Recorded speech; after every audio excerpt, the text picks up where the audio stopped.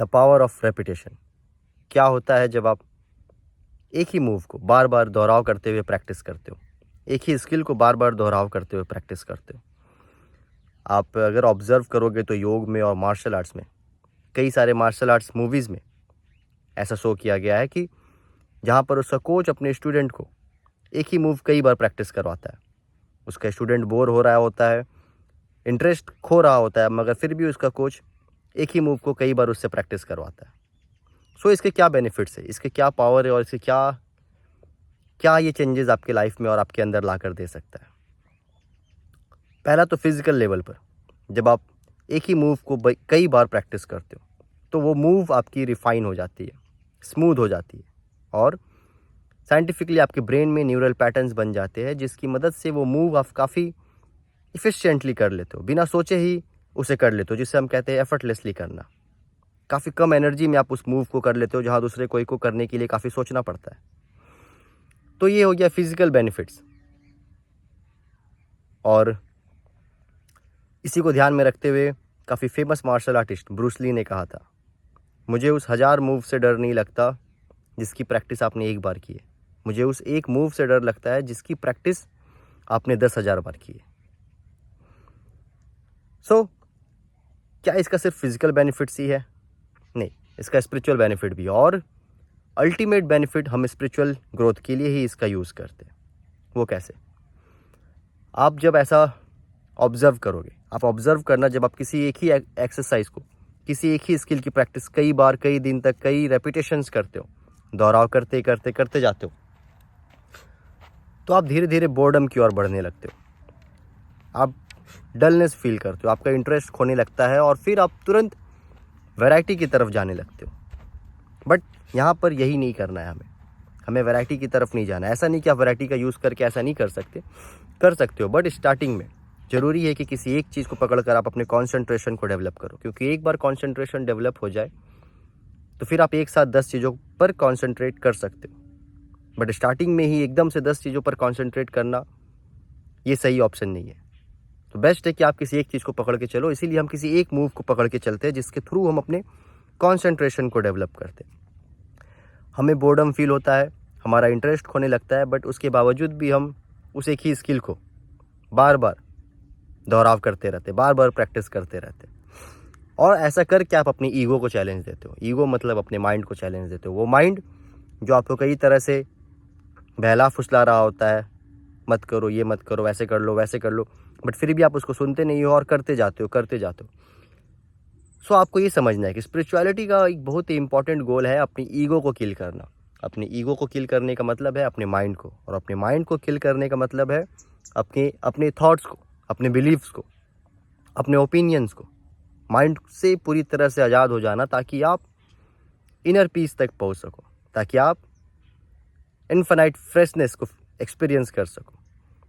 और इसी चीज़ को ध्यान में रखते हुए कई सारी प्रैक्टिसेस और भी है, जैसे आप देख सकते होगे योग स्कूल और मार्शल आर्ट स्कूल में फ्री सोशल सर्विस दिलवाना या टॉयलेट क्लीनिंग करवाना। इन सब का अल्टीमेट गोल ये है कि आपके पर्सनैलिटी को ब्रेक किया जा सके, आपको अपने फॉल्स पर्सनैलिटी से फ्री करवाया जा सके। उसी को ध्यान में रखते हुए ये एक प्रैक्टिस है, जहाँ पर आप एक ही मूव को कई बार प्रैक्टिस करते हो, ये जानते हुए कि मेरे पास वैरायटी है, मगर फिर भी आप जानबूझकर उस डलनेस को फील करते हो, उस बोर्डम को फील करते हो, बट आप रुकते नहीं हो, आप करते जाते हो, करते जाते हो, करते जाते हो।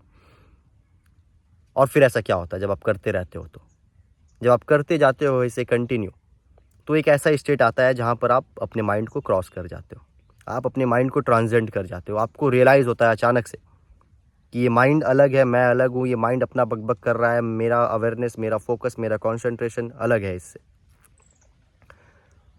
तो फिर आप एक नो माइंड स्टेट में पहुँचते हो। उस नो माइंड स्टेट को आप शून्य भी कह सकते हो, प्योर अवेयरनेस भी कह सकते हो, समाधि भी कह सकते हो, जहाँ पर आप काम कर नहीं रहते हो, काम बन जाते हो। उस एक ही मूव को बार बार करते करते करने का सेंस खत्म हो जाता है, वो काम आप बन जाते हो, आप भूल जाते हो कि मैं और काम अलग है। और आप ऐसा कह सकते हो कि आप और काम दोनों एक हो जाता है, यूनियन हो जाती है, जिसे हम योग कहते हैं, आपका और काम का मिल जाना। हाँ, ये पॉइंट आपको समझना। आप इतना कॉन्सेंट्रेशन के साथ वो एक मूव को करते जाते हो बार बार कि आप वही मूव बन जाते हो, और तभी फिर आपको रियलाइज होता है no mind state, pure awareness, samadhi.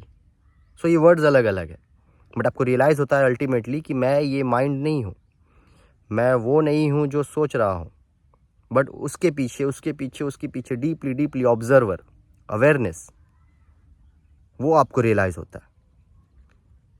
So ये रियलाइज करने के लिए बहुत ही ज़रूरी है कि आप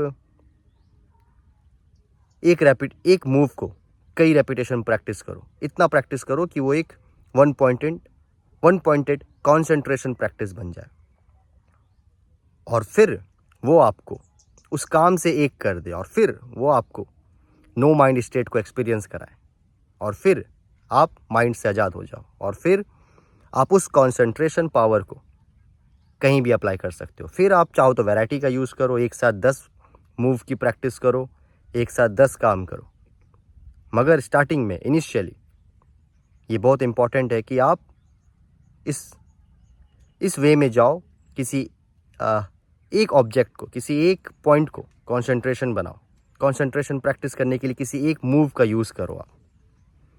तो इसीलिए ये मार्शल आर्ट में काफ़ी ज़्यादा इसेंशियल हो जाता है, ना सिर्फ फिजिकल डेवलपमेंट के लिए, ना सिर्फ उस मूव को अच्छा करने के लिए। वो मूव तो अच्छा होगा ही होगा, मगर आप अपने कंसंट्रेशन को वन पॉइंटेड बना लेते हो, और आप अपने आप को रियलाइज कर पाते हो।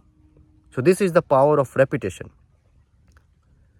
ये थी रेपिटेशन की शक्ति, जब आप उसे किसी एक मूव के लिए बार बार करते रहते हो, बार बार करते रहते हो। तो आप भी अपना मूव चूज़ करो, आप भी अपना स्किल उठाओ और उसके पीछे लग जाओ, उसके पीछे रेपिटेशन लगा दो। नॉट 10,000, और ये नंबर्स के ऊपर नहीं है, बस कहने का मतलब है कि उसमें इतना घुस जाओ कि नंबर भी भूल जाओ आप, और इसे रियलाइज़ करने जाओ। आप सुनो नहीं, सिर्फ सुन के संतुष्ट नहीं होना है, इसे एक्सपीरियंस करने के लिए जाओ, प्रैक्टिस करो। बोर्डम आएगा, बोर्डम को इग्नोर करो, फिर भी करते जाओ। इंटरेस्ट खोने लगेगा, फिर भी उठो, फिर भी करते जाओ। तब तक करो जब तक कि वो काम आप खुद ना बन जाओ, और फिर मैजिक को एंजॉय करो। उसके बाद आने वाले रियलाइजेशन को एंजॉय करो।